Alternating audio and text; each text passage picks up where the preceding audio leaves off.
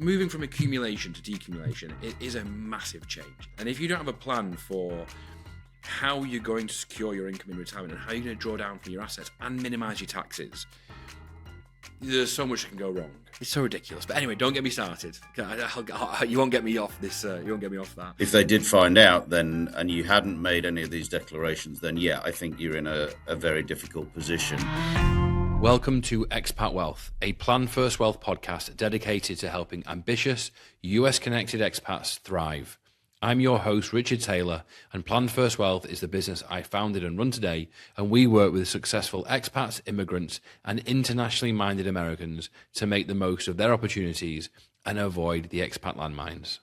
First, a quick disclaimer. While Plan First Wealth LLC is an SEC-registered investment advisor, the views and opinions expressed in this program are those of the speakers and do not necessarily reflect the views or positions of Plan First Wealth. Information presented is for educational purposes only. Now, if you aren't already receiving our regular emails, please go to our website, www.planfirstwealth.com, and sign up there. It's free, and you'll then be notified every time we drop a new episode and so much more. Okay, let's get back to this week's show. My guest today is fellow British expat in America, Chris Hall. Chris is an international income tax and social security specialist at the global accountancy firm PKF O'Connor Davies. And we are here today to talk about UK pensions, an always popular topic and one where there have been some important developments and changes in the last few years. Chris, welcome to Expat Wealth. Richard, thank you very much for having me. I appreciate you inviting me along today. Excited to help unravel some of the mysteries of UK pensions. So should be a good day. We were meant to be in person doing this, folks, but we recorded this in December, and I succumbed to the flu. That I think there's only 2 or 3 people left on the planet who haven't got the flu right now. So I succumbed to that. So this is my first kind of proper work since I got the flu. So hopefully I'll hold it together. And if you hear it in my voice, that's what you're picking up. Well, I hope you're feeling better because, fingers crossed I haven't had it yet, but I'm feeling very lucky compared to everybody else. Right, Chris, so would you mind telling the folks, just introduce yourself, tell them who you are? Yeah, absolutely. So as you mentioned, Richard, as you can tell by the accent, I'm originally from the UK, but I've been living here in the US for the past 25 years. Over that time and a little bit before then, I've been working in what these days we call global mobility. When I started many, many years ago, it was international executive services. But basically what that is I just help executives, individuals, families who are moving around the world from an income tax, social security perspective. And, a lot of that is driven by both executive moves and then family moves as well. So, as a result of that, a lot of it, just being from the UK, I have an affinity and have ended up having a lot of UK, US clients as you do. I think it's still a very popular expat route. There's a lot of US people in the UK and vice versa. So, I think that there are a lot of people here in the US that have, either left assets behind or certainly the pension, which we're talking about today. So I think it's very relevant for people who've moved over here because it is sort of one of the main assets that gets left behind in the UK. Right, totally. And it sounds like we work with a similar clientele. So our clients tend to be successful executives. So they joined a big multinational company. They rose through the ranks, and oftentimes in their early to mid 30s, they get a tap on the shoulder and told, "Hey, do you fancy trying your hand in America?" And people say yes to that. For whatever you think of this country now. Yeah, well, right. This country still is that. Yeah, it's America, and people I think want to come here and try and make it, and that's what's kind of exciting about it. So they move here mid-30s, and by the time you're in your mid-30s, you've got pensions. You've often got other stuff, properties, ISAs. Sometimes people come with these things. Sometimes people ditch them before they arrive, but you can't ditch the pension. So almost everyone that we encounter has got a UK pension. So I think it's really relevant. Yeah, absolutely. And, typically when you first arrive, the UK pension is not a troublesome asset to have, if you like. most people have at that point when they're first moving. A lot of people have the employer pensions, and that gets protected under the treaty. So there's no kind of immediate taxation concern once you arrive. The only thing that needs to happen upon arrival, pretty much immediately as soon as you start or become a US tax resident, is it needs to be declared. And that's a very low threshold, really. If you're a single person, it's only $50,000 for foreign asset reporting. But foreign bank account reporting starts at only $10,000, as you know, Richard. So, but as long as you kind of get that introduction, and a lot of executives who are moving will get educated by, their employer may cover somebody, but we do see people moving in who miss that, and we have to help tidy them up. It is possible to tidy them up. It's not great, but it is possible. But as long as that sort of as long as you take care of that at the beginning, it's really not too difficult until you start making changes to your pension, whether that be a SIPP transfer, you start taking distributions. And of course, then, as we've seen, Richard, what we're generally talking about there is people who have decided to stay in the US longer term. So they're either, looking to consolidate, say, a number of different pensions, or they're looking to start taking retirement income, because obviously in the UK you can start taking that at 55 compared to, it's 59 and a half technically on a 401k plan. So it does become available before a US equivalent. And so that's sort of when we start running into more concern about from a tax and reporting perspective. But, I think, what we're really looking at today, I think, is some news that's come out of the UK that is sort of changing strategy a little bit about how we're gonna look at when and how we take out those pensions. There have been some recent developments. We just got through a budget which didn't add too much controversy for pensions. We were worried that there'd be more significant changes. But the main thing at the moment that we've seen is the UK government have announced that from April of 2027, an unused pension would be included as part of the inheritance tax liability. So let me just take a little bit of a step back and explain what that means. So previously, if you had an unused pension in the UK, it was not included in your estate for inheritance tax purposes. So what the government have sort of said is that was never really their intention. That the pension, they don't want the super rich, which again is a phrase they've kind of used rather than myself, just using the pension for inheritance tax purposes when it was really designed to provide pension benefits to individuals. Well, Chris, let's just jump in a second here, right? So that's a great point. It's a stealth tax. When they're attacking pensions, which they are constantly, it's a stealth tax.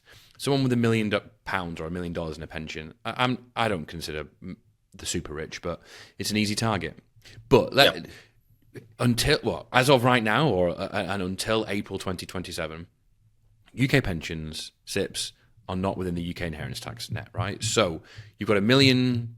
Let's just say we're in America. Let's talk in dollars. You got $1 million in your SIPP, and you pass away now. What happens? It goes to the beneficiaries. Under the new regime coming in April 2027, your $1 million in a UK pension, and you pass away. That's now going to fall within the UK inheritance tax net. And that's what we understand. So one of the things to point out there is the UK has just changed its inheritance tax rules. It used to be a very complex system of domicile. It used to be there were all sorts of court cases that you could never break your domicile. You had a domicile of birth and then a domicile of choice, but the domicile of choice was very hard to prove. That's kind of gone away, and the rules have changed significantly around that. It's much more on a time-based look now. But what has happened, and or what's relevant for people listening to this podcast is that even if you fall outside of that net as of not being UK domiciled, or however they pull you in now, they're not using the domicile in the same phrase that I learnt it. But if you're outside of the UK inheritance tax net on your worldwide assets, that's great. But you still get charged inheritance tax on your UK situs assets. And previously, or before April of 2027, that wouldn't include your pension. Now we think it is going to do so. And the reason I say we think it's going to do so is that this has been announced by the UK government, but we haven't had a significant amount of clarifying regulations or guidance as to how this is really going to be implemented. But what we're assuming is that a UK pension is a UK situs asset, which would be in line with the way that we treat other things. So in your example of $1 million, there are going to be some considerations of lifetime allowances and things in the UK. Whether you're a UK citizen, do you get that? And again, those are sort of things that we're really waiting to see. I understand that we will, as UK people, we will still get that exemption. But then, if you start thinking about it, if you've also got a property in the UK, Chris, do you mean the 325,000 inheritance tax exemption? Okay, right, yeah. Sorry, yeah. That exemption is still available. But again, there is a way. Again, if somebody's married, that you can double up on that these days. But again, if somebody's got here, they have a UK pension, they have a UK property. It really isn't very much in terms of the modern world. And you may, as I'm sure Richard, and a lot of people listening, as of the 1st of January 2026, if you're a US person, by comparison, you get a $15 million exemption in the US. So, 325,000, 350,000, whatever it's going to get adjusted to by the time of 26, compared to 15 million, it's absolutely nothing. And so, and the way that the treaty works, interestingly enough, is it doesn't eliminate. So just because you're a US person now, let's say you've got a US citizenship. If you've got UK situs assets, as we've said, you still have to pay that tax. The treaty doesn't eliminate that responsibility. The UK still has the right to tax those UK situs assets. Now, again, we're not right down onto the logistics and mechanics of how that works. But the interesting thing is, and I think from your and I perspective, is it really changes the focus of, okay, which pension fund do we take first? Right, 100%. But just before we get to that point, so let's just recap here. So you've got the million pound dollar SIPP, whatever it is. No other assets in the UK. Say you pass away. Now that's going to be taxed in the UK under inheritance tax. Let's assume you get the nil rate ban, £325,000. Anything over and above that is going to get hit with a 40% inheritance tax, that it previously wasn't going to get hit with. And then, say you have $1 million property or $1 million home as well. Suddenly now you've got a lot of money in the UK inheritance tax now, and that's a big tax hit that I think a lot of people are unaware of. I mean, they're obviously definitely unaware of the pensions thing, because it's a brand new thing. But I think they're unaware of how quickly that inheritance tax exposure in the UK can add up just from having two regular UK situs assets. Correct. Yeah, and it is interesting because I remember taking my tax exams 1,000 years ago when I was still in the UK, and the first class on inheritance tax was, if any of your clients pay inheritance tax, you as a tax advisor have failed. Yeah. I've heard it called a voluntary tax. Yes, but I think, to your point though, and I've seen this happen with clients before, it's people who don't get the advice and don't do the planning that can get trapped by this because they just don't realize it's there. There's I've been gone from the UK forever. I can't get taxed on anything. If they're the Mm-hmm. people that can get trapped by this because they Yeah. just don't realize. Yeah. Yeah. And so, Absolutely. that's how it usually occurs, is somebody's just ignorant of the situation that they're still in, if you like, even though they may have been gone for such a long time. Mm-hmm.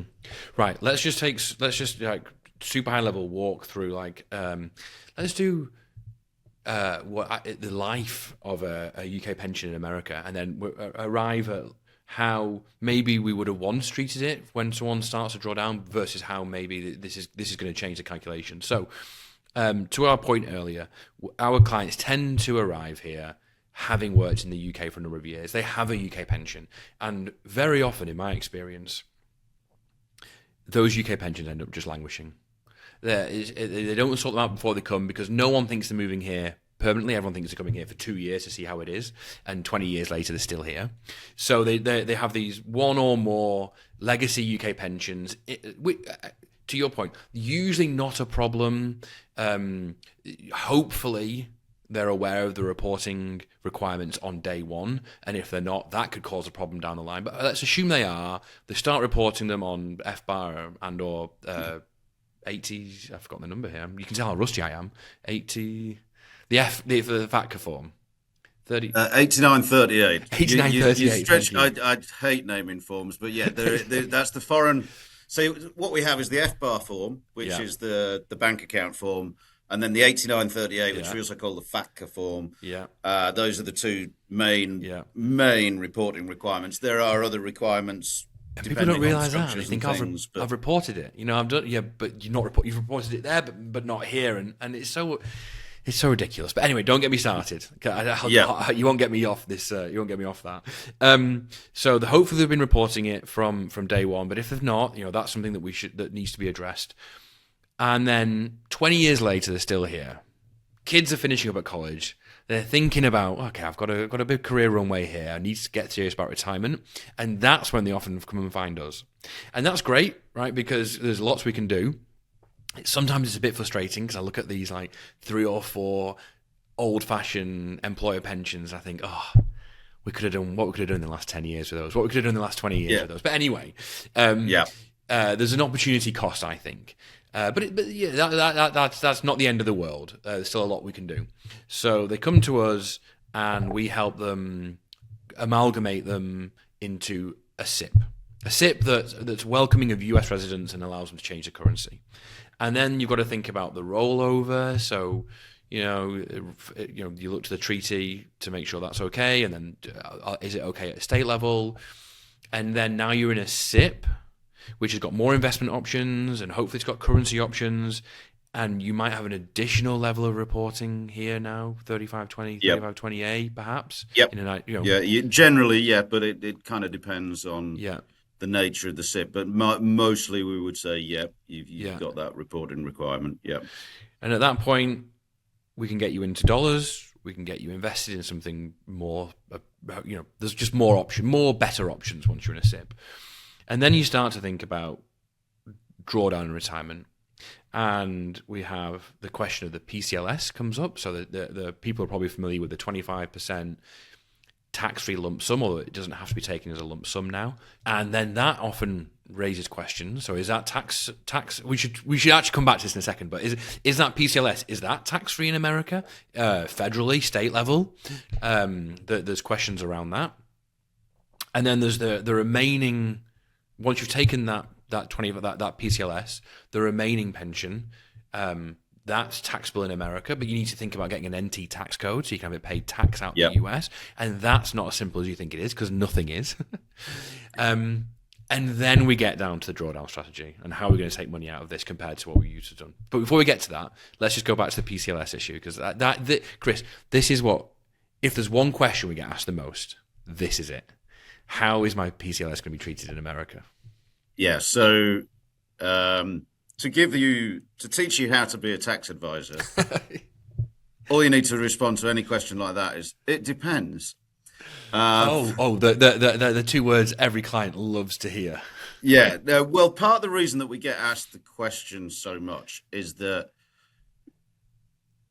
if you look at it from a firm IRS guidance perspective, there isn't a solid answer. So it's a grey area. I'm sure if I was here representing the IRS, I would say, no, it's taxable. And I certainly agree with the IRS's interpretation that a lump sum is taxable. The HMRC came out, I think it was March of 25, I think it was. They changed their definition within an instruction manual with regard to treaties about what constitutes a lump sum. And part of that was saying something over 20% would definitely be a lump sum. Or sorry, they said over 50% was yes. I think it was 20 to 50% was almost certainly, or something. I forget the exact language, but it was much more clear on what is a lump sum. And so, and I've been of this position for a long time. Just taking a flat 25%, really, in my mind, doesn't work. Now, the reason I'm being throwing caveats at you like it's Christmas time, there's been a lot of debate about that. And certainly, there are some practitioners who would say, no, it's the lump sum has always been tax-free. It should have been always been treated as tax-free. I've seen IRS counsel opinion that says, no, we never intended to give that benefit to the benefit to a UK person that wasn't available to a US person. That's a little bit of a disingenuous argument, though, because then they expect the UK to recognise and respect a Roth, and so you have this kind of flipping argument of it. But I think certainly the lump sum I find difficult to justify.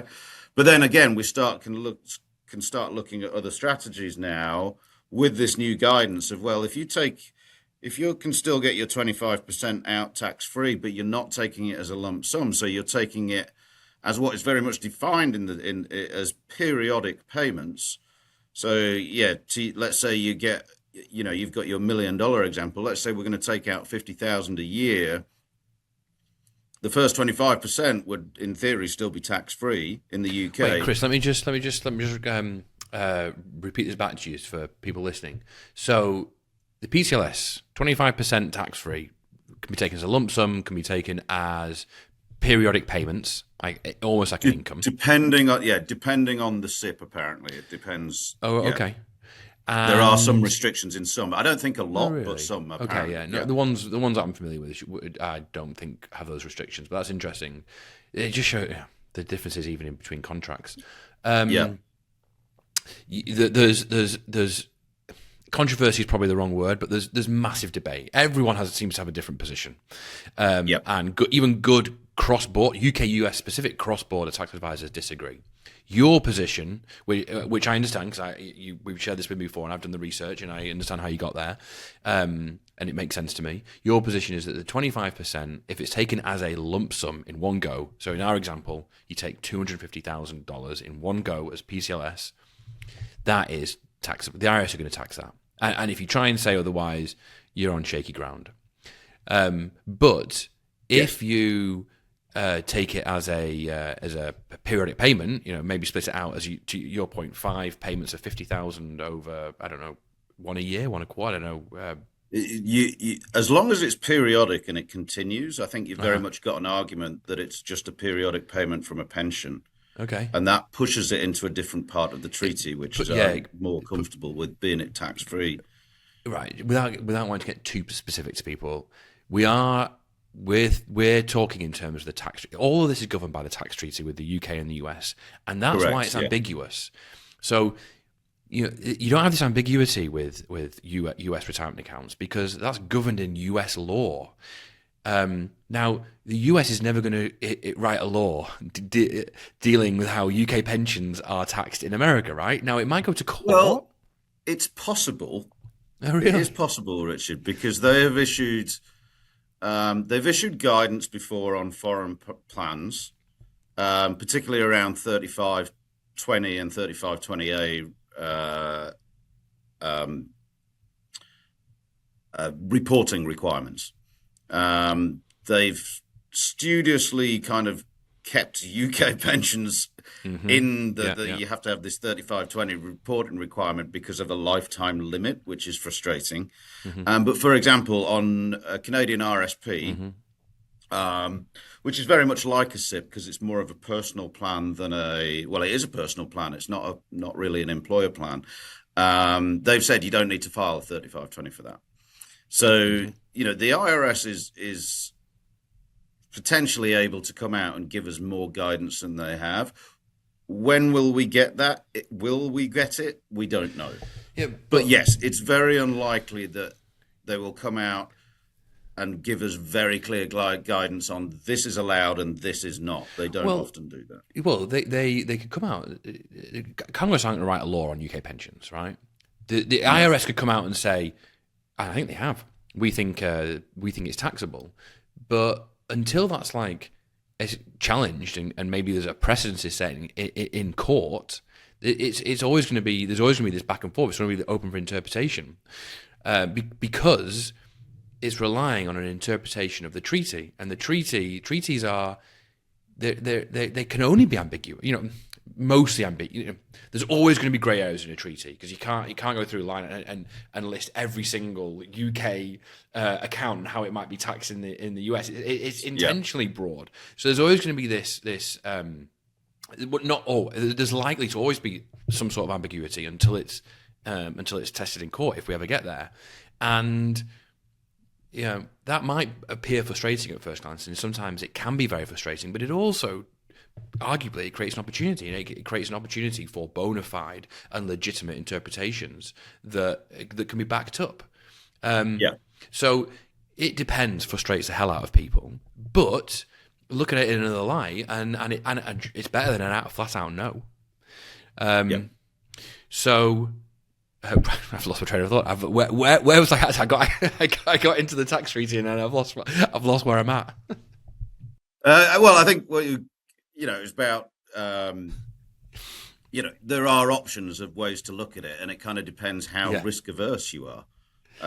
Yes, absolutely. And obviously it depends on how risk averse your tax advisor is, because the tax advisor in the US, as most people know, they have to sign the return as well. So they have to be very comfortable that their position is more reasonable than not. So again, I think it's going to be down. There is opportunity now to take pensions in different ways. It looks like there is more flexibility, because everything I had seen in the past about taking the 25 lump sum was everybody was talking about it, that you just take your 25% and there's no way to chop and change it. But it seems like there's some more flexibility on that now. And I think there's a much more argument is if you were taking, people wouldn't do this because of the way, but if you took it as chunks of 50,000, as I said, over whether it be quarterly or annually, whatever, that's a periodic payment. And it does fall in a different part of the treaty. And there's very much an argument that it's not taxable because it's not taxable in the UK. And the treaty very clearly says if it's not taxable, it's not taxable in the US if it wasn't taxable in the UK. Now, again, the IRS might come back and argue, well, we meant a fully tax-free pension, which again is when I think it becomes a bit disingenuous because they're comparing it directly to a Roth. And we don't really have the concept of a Roth in the UK. So I don't think it's a fair comparison, and it's where I think that position is a lot more reasonable for people to think about and look at taking. I think you've also just brought up another critical piece here, but the involvement of a good advisor and their rationale. It's particularly important because if you do take this position, if you do treat it as tax-free, you are taking a position. And arguably, certainly if you take it as a lump sum, even if you take it periodically, you're taking a position kind of against what the IRS have put out there. So I think you want to be on even more high alert to get everything accurate. And why this is super important is because when you take a position, you're taking a position under the treaty, this has to be reported and disclosed correctly.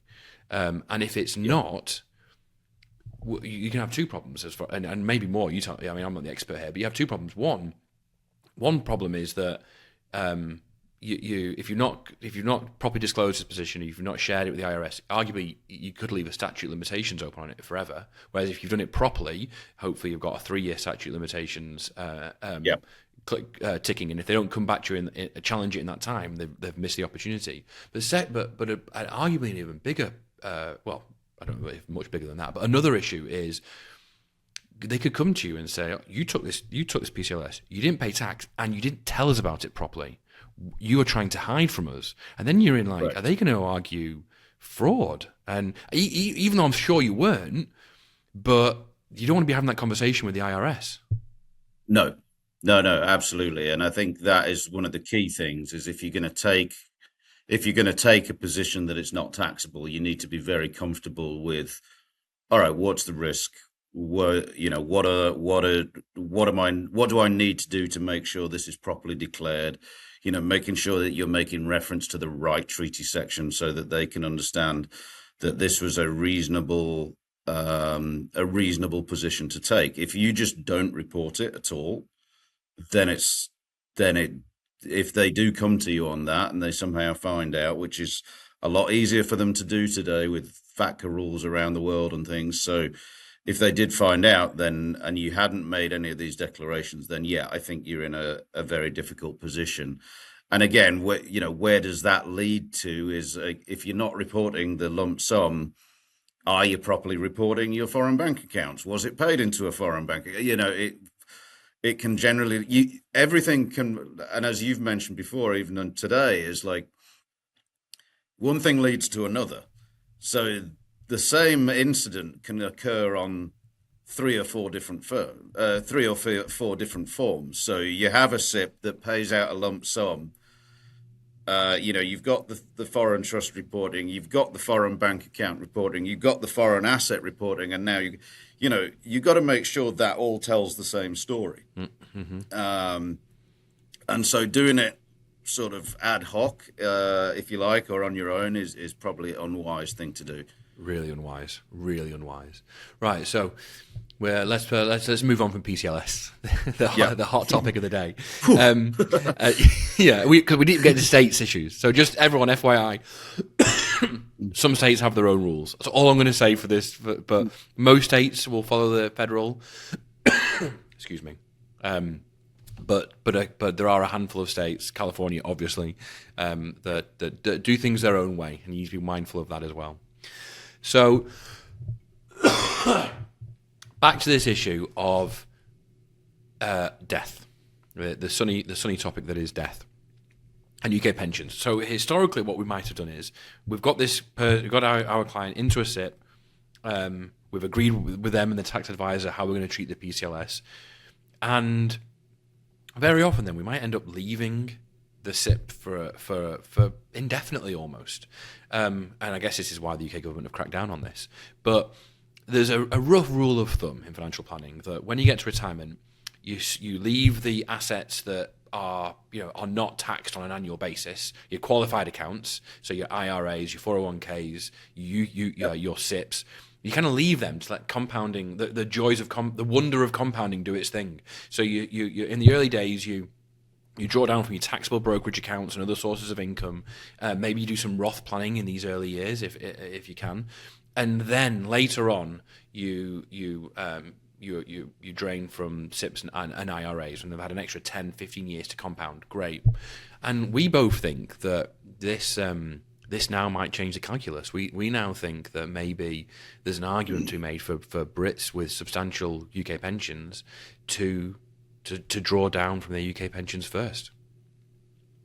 Yeah, and I think, a part of that would be working, with the likes of us to establish what that risk is. You and I could go through and okay, what have you got? As I say, we are waiting a little bit on regulation to finalize this position, but certainly, if there's an opportunity to pull down UK situs assets, then that's going to be worthwhile because obviously there is some exposure there. Should something happen to you, the people you intended to get your the remainder of your pension are going to suddenly lose 40% of it. And what we're looking at is do Do you change your strategy of how you're pulling it down? Are you able to pull it down in a way that means you don't have any exposure in the UK? That's probably going to mean you either have a relatively small UK pension or you have no other UK assets. Hmm. That's typically what we'd imagine. But if you have other UK assets, or UK real property is going to be the main one. If you have that, then let's look at some planning about what are we going to do. That's both a tax strategy and a longer term wealth strategy. I think some of it, as in many cases with some inheritance tax, there's sometimes you just have to say it's a risk. It's out there, and maybe I get an extra life insurance policy to cover the liability, the exposure, and just adjust that each year as you're pulling down your pension. There's a number of different things that you can do. I've seen that in Japan before, where it was really, we looked at this inheritance tax issue from every angle we could, and it was a very similar issue. It was about Japanese situs assets, and in the end we just said, look, get a life insurance policy. Yeah. We can't just magic away this liability. You're not going to be there for, like, I think this person was going to be there for another 2 years. And we just said, get a life insurance policy till you've left, or in this case, get a life insurance policy until you've worked down your assets, that there is no further liability. I'm actually working on a few cases right now, a couple with you, and this is changing. I've got a couple of our really successful clients are. One's on the verge, and one's really starting to think about retirement in the relatively near future. And they've got substantial assets, including substantial pensions. And this has changed our plan. We've started putting together a tentative retirement income plan. Moving from accumulation to decumulation is a massive change. It is and if you don't have a plan for how you're going to secure your income in retirement and how you're going to draw down from your assets and minimize your taxes, there's so much that can go wrong, and this what we've talked about today is changing the way we're approaching the income plan. So we have clients who are historically, as I said before, we'd have told them to hold on to their UK pensions, and now we're telling them to drain them first. They're more expensive than their US counterparts. They've got loads of investment options, but they're not as good as they are in the US. There's additional reporting requirements and therefore additional costs and compliance risks associated with it. And then we have the risk of further legislation changes in the UK. You're affected not by what happens in the US, but also by the UK. There's just like downsides, and now with this introduction of like, oh, you're going to get taxed at least once more, maybe twice more if it's also income taxable after 75. There's just like, get rid of this pension first, we think. So we're telling people, retire, drain this asset first, and leave your brokerage account and your IRAs compounding over here. Then we'll turn to the brokerage account, and then we'll turn to the IRAs, and hopefully we can do some Roth planning in all that.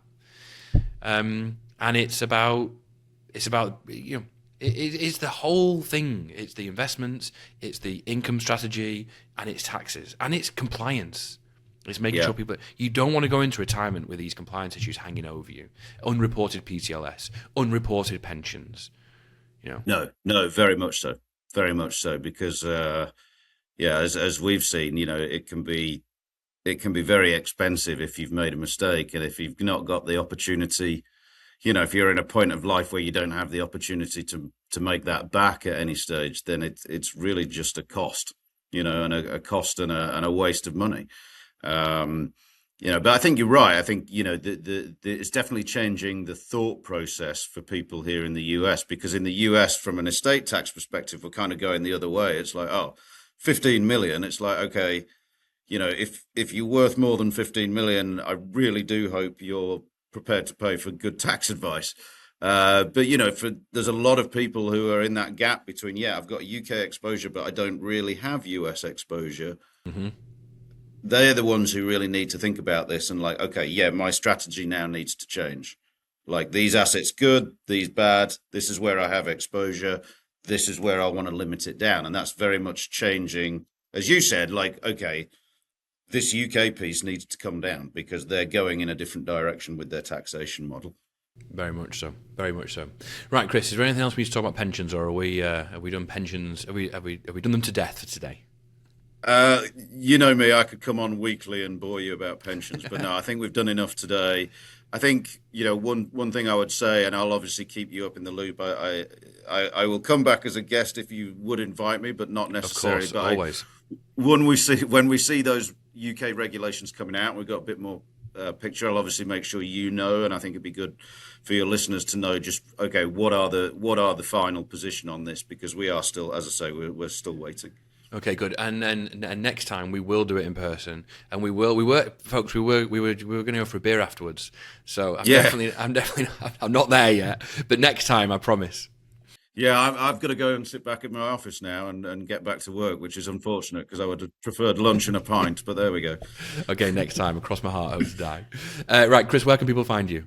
They can find me on LinkedIn is my main social media outlet. But generally, my email is chall@pkfod.com. Excellent. But yes, I'm round and about. I'm fairly easy to find.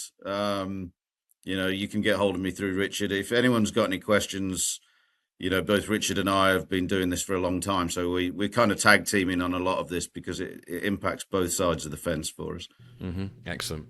All right. Well, Chris, thank you for coming on Expat Wealth, and I look forward to doing it again sometime. Great stuff. Thank you for having me, Richard. Always a pleasure.